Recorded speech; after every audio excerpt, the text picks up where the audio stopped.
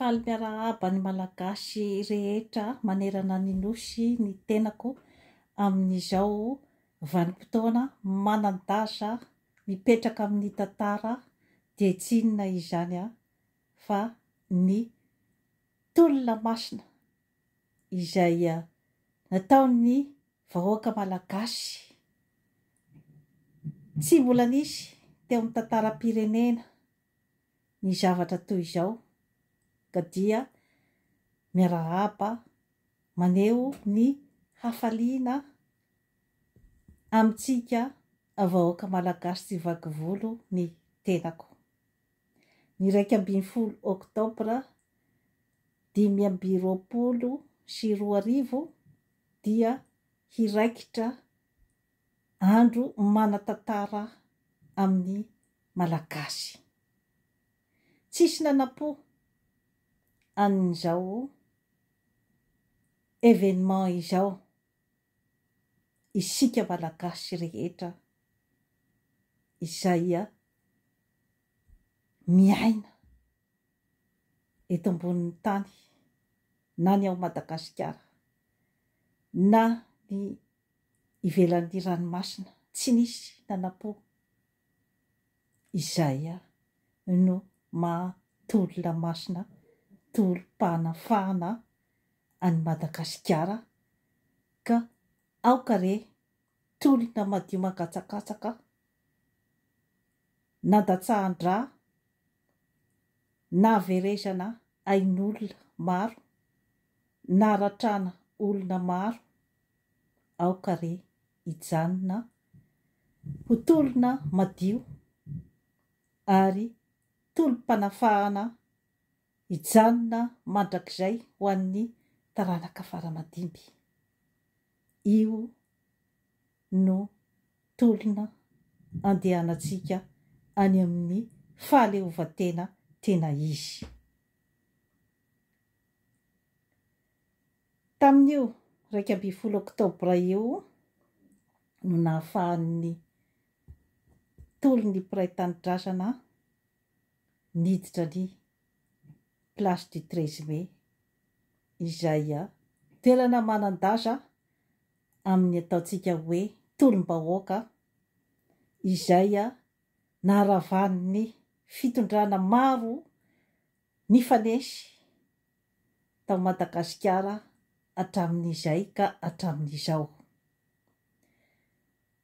Noho ny tolom-bahoaka dia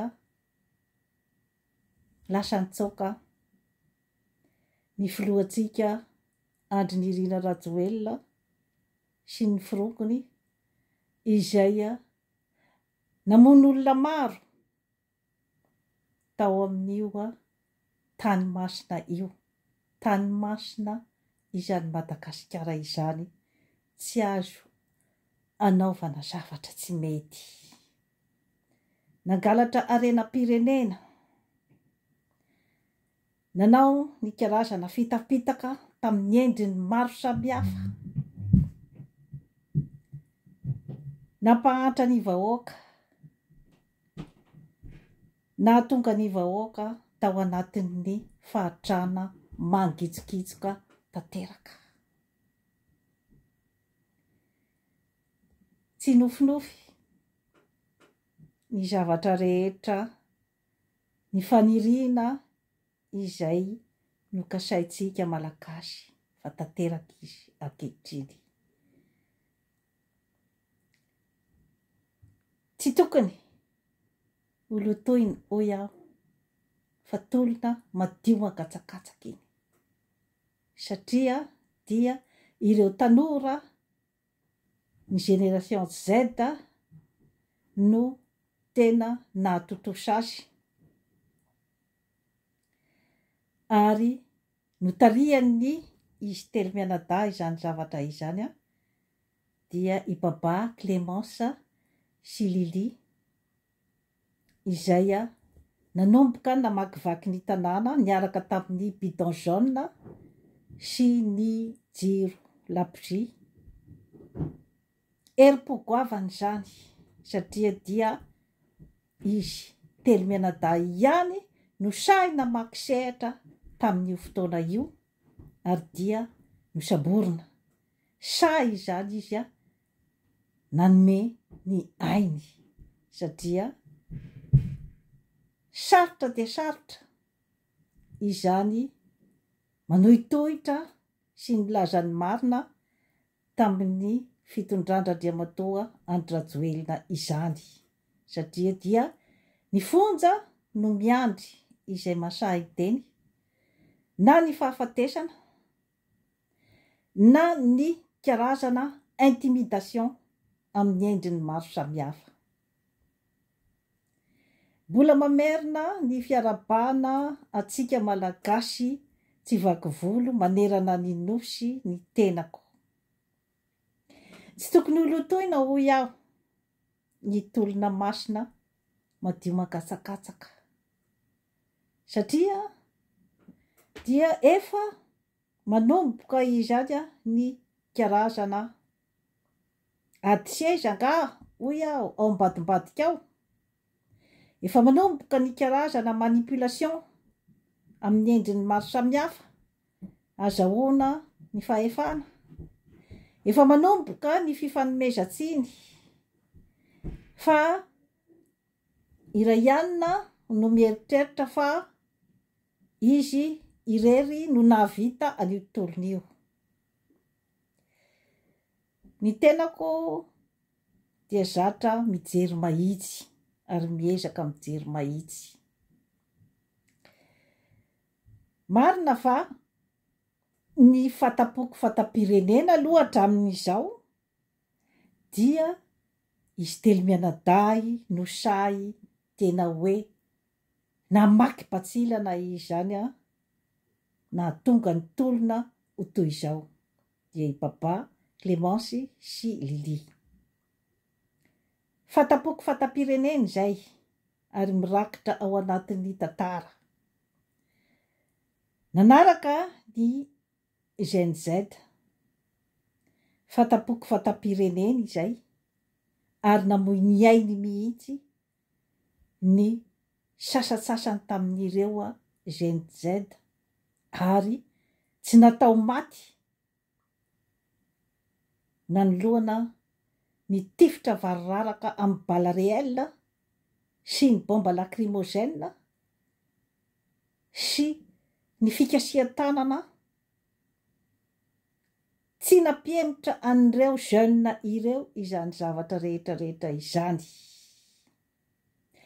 Kanefa kosa tsy azontsika tsinontsiniavina ny tolona izay nataony olona maro dia maro izany talohan'ny nahatongavan'io événement io. Ka azo lazaina fa maro dia maro no niara-nisalahy sy niara-nitotovary nahafotsy an'io tolona masina io. Satria teo ny karazana mpanao gazety aman-taonany maro, nisy mpanao gazety maro dia maro zany izay niezaka nampahafantratra ny vahoaka ny zava-misy rehetra, ny zavatra fenipenina rehetra manodidina an'io fitondrana io. Misy ireo influenceur izay milaza ny vaovao rehetra miafinafina fasahina daholo zany tompoko lahy sy tompoko vavy. Nisy maro tamin'ireo mpanao gazety no nogadraina, ireo influenceur nogadraina satria milaza ny vaovao marina izay misy ao amin'ny firenena.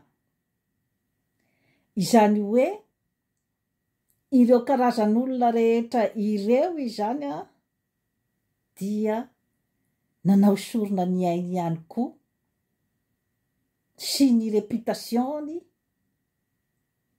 amin'ny fiatrehana ny zavatra rehetra izay hoe mety hanjoa azy. Ao ihany koa ny karazana intimidation izay niseho tamin'ny endrika maro samihafa. Isan'izany ny tenako nandritry ny nanaovako ny réflexion politika ny fomba fijeriko ny politika ao Madagasikara ary nanome ihany koa ny tenako ny torohevitra sy izay mety ahasoa ny firenena. Kanefa moa tsy ny olona rehetra no faly aminao itehatehaka anao bravo amin'ny zavatra rehetra izay teneninao, fa rehefa misehosehatra amin'ny zavatra toy itony dia efa miandry ihany koa ny mety ho reaksion'ny olona rehetra izay mandray ny zavatra lazainao, satria mety manembatsempana ny tombontsoa ny olona sasatsasany, ny fitorianao fitiavan-tanindrazana eto amin'itony karazana chaîne YouTube itony. Mais on n'est pas là pour plaire à tout le monde. On est là pour dire la vérité. On est là pour avancer les choses. Ka ny tenako manokana dia tsy miandry dera na miandry karazana approbation na amin'iza amin'ny zavatra zay atolotra eto sy amin'ny zavatra izay torohevitra atoroko eto. Rehefa mety aminao de raiso, rehefa tsy mety aminao de ario any anaty poubelle. Fa aza ny tenako no hosehosena, aza ny tenako no arina. Maro dia maro ny zavatra mbola miandry atsika amin'izao fotoana izao. Mbola introduction amin'ny tolona masina iny tompoko lahy sy tompoko vavy, fa mbola tsy tapitatra teraka ny tolona, satria ireo karazan'olona tao amin'ny gouvernement sy ny filoham-pirenenantsika dia tsara ho fantatritsika fa olon'ny frantsay. Olona napetraky ny frantsay teo zany mba hanohy ny karazam-panjanahana amin'ny endriny vaovao, dia ny fisokirana ny harenan'ny malagasy. Ka mahatsiaro tena ny frantsay amin'izao fotoana izao fa voatohitohina ny tombotsoany. Nanana fitokisa-tena ireo olona ireo, matoa nahavita namono ny mpiray tanindrazana aminy. Lozana zany zavatra zany tompoko lahy sy tompoko vavy. Noho ny resaka tombotsoa, noho ny resaka vola, resaka arena, resaka voninahitra, dia sahy ny mpiray tanindrazana ny mamono ny mpiray tanindrazana aminy. 2025 tompoko lahy sy tompoko vavy, efa maro ny firenena ny fo ela be. 2025 isika mbola misy olona izany izay hoe akitsy rano zao dia manaiky mamono ny mpiray tanindrazana aminy noho ny resaka vola, voninahitra, tombotsoa manokana. Mampieritreritra zany. Any amin'ny 4e siècle moa zany no nisy ny karazan-javatra ohatran'izany. Kanefa misy karazana ataontsika contradiction ihany ny zava-misy ao amintsika ao Madagasikara, dia ny hoe efa ambony be koa nefany ny fahalalan'ny malagasy. Sasatsasany ambony avo lenta an'izany atao hoe monde virtuel zany. na ny informatika izany, ny intelligence artificielle. Misy zavatra zany tsy proportionnel fa fandrosoana tsy proportionnel zany ao amintsika ao Madagasikara. Satria amin'ny famboniny izay teknôlôjia izay dia mbola tsy misitraka jiro sy rano eau potable ny malagasy, izay considérena hoe tany amin'ny siècle maromaro tany aloha tany no nisy an'izany karazana problema izany. Mila mieritreritra zany isika malagasy. Ka holazaintsika eto moa zany ny resaka hoe manova rafitra, manova olona, iza no andeha anangana ny karazana tetesamita. Ao daholo zany izay discussion rehetrarehetra izay concertation nationale, miady amin'ny risoriso. Ity nefa no zavatra tempoka tokana izay hoe tsy maintsy tokony ho jerevantsika aingana dia aingana izany alohan'izay zavatra rehetra ny tany saiko teo izay, satria ilaina daholo izay zavatra rehetrarehetra izay, na ny fanovana rafitra, ny fanovana olona, concertation nationale, fikaonan-doha amin'ny latabatra boribory sy ny sisa ny miady amin'ny kolikoly. Ity aloha zany no mila reglen'ny malagasy aingana dia aingana, dia ny fiakaran'ny sandam-bola malagasy.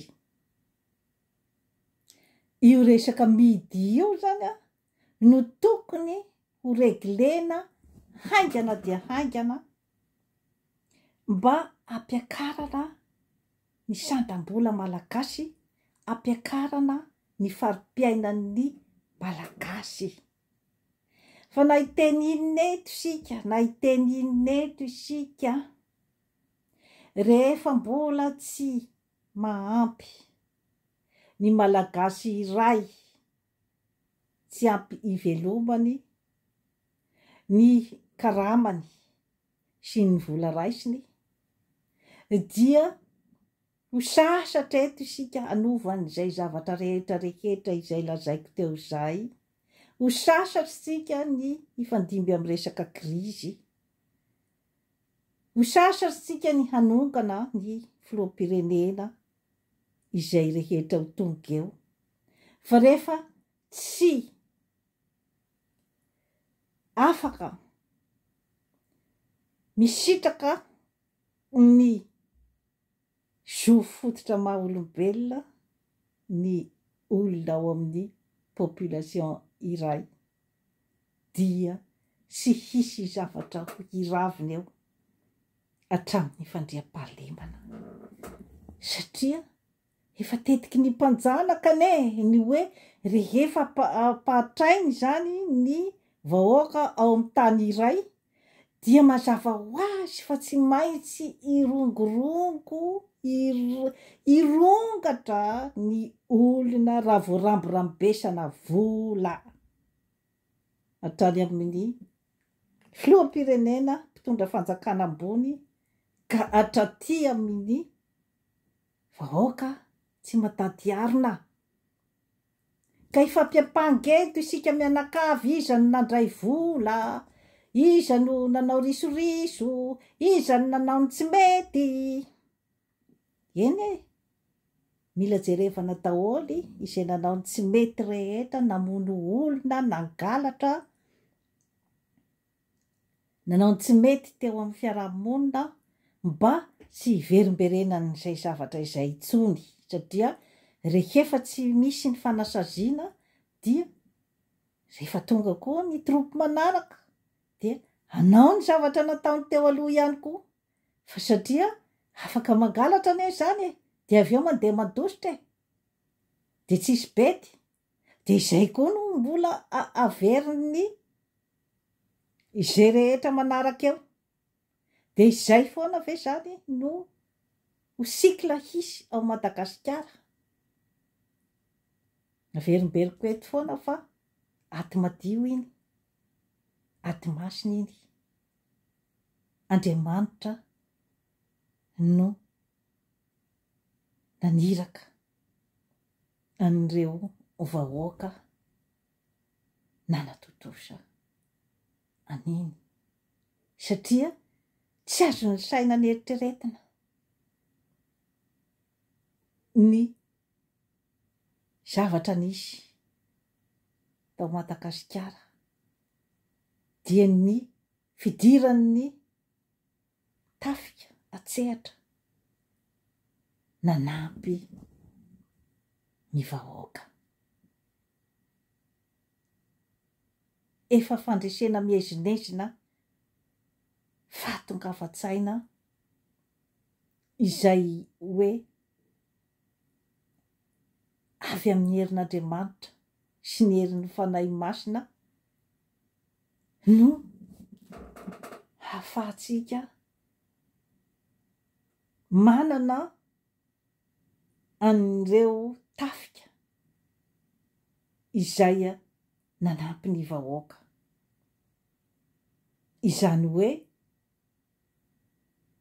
tsy jamban'ny vola izany ireo tafika ireo fa tapa-kevitra ny hanavitra ny tanindrazany. Zava-dehibe izay zavatra izay ka tsy tokony hiverina intsony ny tolontsika malagasy izany fa tsy maintsy tokony hotody hatramin'ny farany. Dia ny hananana any Madagasikara afaka, Madagasikara sambatra, nosy manan-karena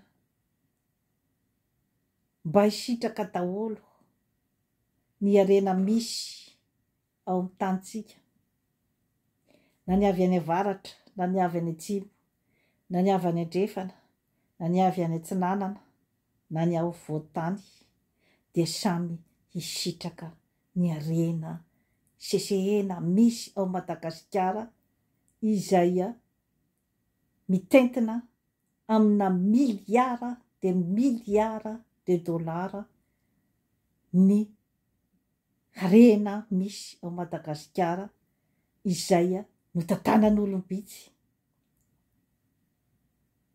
tao anatin'ny fanaovana ramatahora, fanaovana ny karazana famonoana amin'ny endriny maro samihafa, na ara-batana na ara-psikolojika, ny fanaovana ny karazana tsindrialoka amin'ny endriny maro samihafa. Nandritra n'izay fotoana rehetra nidiran'ny mpanjanaka tao amin'ny tanitsika izay. Tonga ny fotoana izay nanomezan'Andriamanitra ny tanany hanavotana asika malagasy ka tsy tokony holotoina intsony ny tolona amin'ny alalan'ny fandraisana karazana tsolotra avy any amin'ny ireo tany matanjaka, na ny fametrahana olona izay avy any amin'ny tany matanjaka. Efa niteny ny vahoaka, efa nanambara ny heviny, nanolotra ny ainy, na natotosany tolona tsy miverina intsony ny pouvoir fa any ampelantanan'ny vahoaka. Tsy hisy zavatra intsony andeha raha tsy ny safidim-bahoaka tena izy no iseho eo. Dia tomboka hatrany amin'ny fokotany izany zavatra izany, ka mandeha hatrany amin'ny mairie, mandeha hatrany amin'ny gouvernorat, dia voafidim-bahoaka madiodio ny olona eo. Zay io vao handry fahalemana ny malagasy ary ny vidim-piainana dia mendrika ny harena izay misy ao Madagasikara ny farim-piainan'ny vahoaka malagasy rehetra tsy vaky volo ao anatin'ny fihavanana sy fifankatiavana daholo no anaovana anatotosana an'izany zavatra rehetra izany amin'ny alalan'ny fanaovana ny karazana concertation nationale, ny fanaovana ny latabatra boribory izay iatsovana ny malagasy tsy vaky volo amin'ny faritra rehetra ka dia izay hevitra ny be sy ny maro tsy misy ny magidy toy ny sakay fa rehefa teny iarana dia lany ihany izay ny fiteny-drazantsika. Tsy mora ny lalana satria tsy hanaiky mora ny fahareseny ny frantsay fa mbola manombana ny karazana stratégie rehetra oentina hanakorontanana ny vahoaka.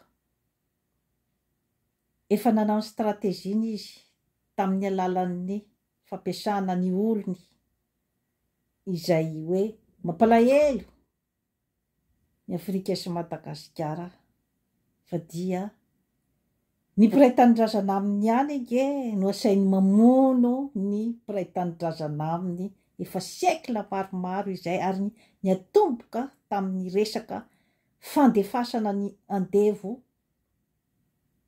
ho any amin'ireo tany izay mampiasa plantation toy ny Amérique du Sud izany sy tao La Réunion sy tany Amerika izay ny mpitondra tao atoerana ihany manerana ny Afrika no ny tsikompakomba ny varotra ny mpiray tanindrazana aminy. Mbola tateoriana dia mbola nisy foana izay pratika izay tamin'ny alalan'ny fividianan'ny ireo mpanjanaka ny mpitondra eo atoerana saingy tamin'ny endriny hafa indray zany ny resaka fanantevozana.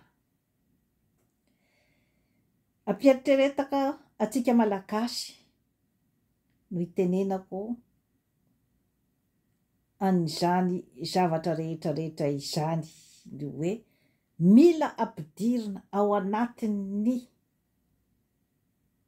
discussion sy ny concertation nationale izany zavatra rehetra izany mba tsy hiverimberina intsony hapisy ny fanjanahana amin'ny endriny vaovao amin'ny sikla maromaro ao Madagasikara. Ny harena rehetra izay voangon'ireo mpangalatra harena-pirenena dia atao izay hiverenany mba hampiakarana ny farim-piainan'ny vahoaka malagasy tsy vaky volo. Rehefa samy mahatsapa fa mety ny fiainan'ny malagasy rehetra foana ny risoriso, foana ny tsy fandriam-pahalemana ary hisy ny paix sociale. Vitan'ny tany hafa ve de tsy ho vitantsika malagasy? Mana ny sika ny manam-pahaizana, mana ny sika ny olona manam-panahy, mana ny sika ny olona manam-pahendrena, ny olona mazoto miasa izay afaka miara-misa lahy hanatotosa an'izany Madagasikara vaovao izany. tsy vitan'olo tokana nefa na fitondrana tokana ny hijery any Madagasikara iray manontolo hatrany ambany ravinahitra. Tsy vitan'olo tokana izany. Ka izay no mahatonga ny proposition ny amin'ny hoe ny fitsinjaram-pahefana no ahafahantsika manana ny contrôle ny hatrany ambany ravinkazo. Mampihinana ny hatrany ambany ravinkazo. Ny mampianatra ny zanaka ny olona any ambany ravinkazo rehetra any. Ny mampisitraka azy ny zo fototra maha olombelona. Satria rehefa ny vahoaka ny tompon'ny fahefana dia izy no anara-maso an'ireo sefim-pokotany rehetra izay mitondra azy eo. Izy no anara-maso nakaiza ny vola, aiza ny zavatra nampanantenaina, iza ny manao inona eto amin'ity fokotany ity.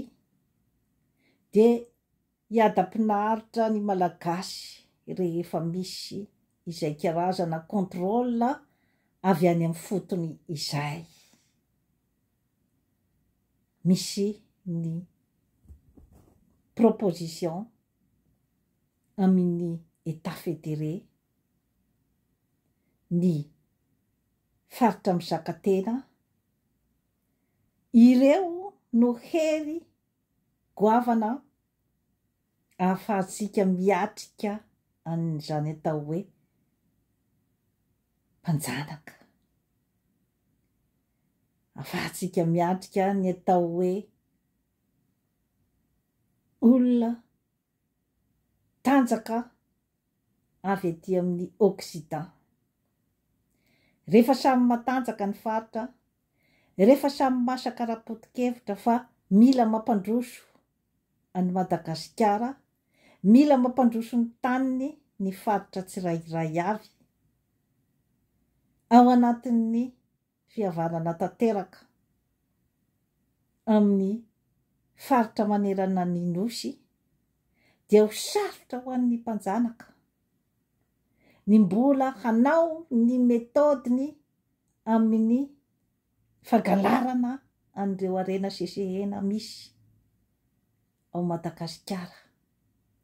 Ny sisintany dia ho voambiny olona rehetra, ny autorité rehetra izay mipetraka amin'ny sisintany rehefa omena azy ny pouvoir ahafahany manao an'izay hoe karazana fiambenana ny sisintany, fiambenana ny toerana misy azy.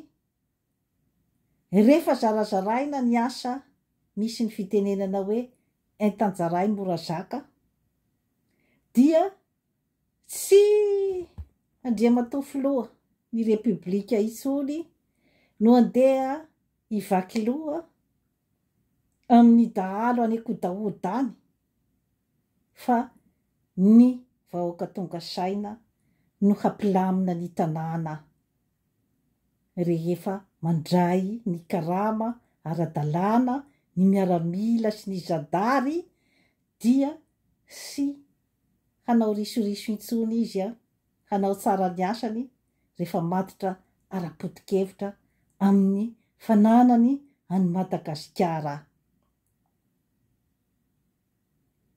Dia ho tany sambatra i Madagasikara. Zay no azoko lazaina momba ny tolona masina izay efa natomboky ny malagasy rehetra. Tsy vaky volo, manantena aho fa ho tody hatramin'ny farany ny tolona. Ary raha ny fahitako azy dia tsaratsara ny miaramila no mitondra ny fitondrana amin'ny tetezamita izay hoe mandritra ny fotoana anaovan'ny vahoaka malagasy anomanany ny rafitra izay apetraka ao Madagasikara dia tsaratsara izy ireo no mitana ny filohan'ny tetezamita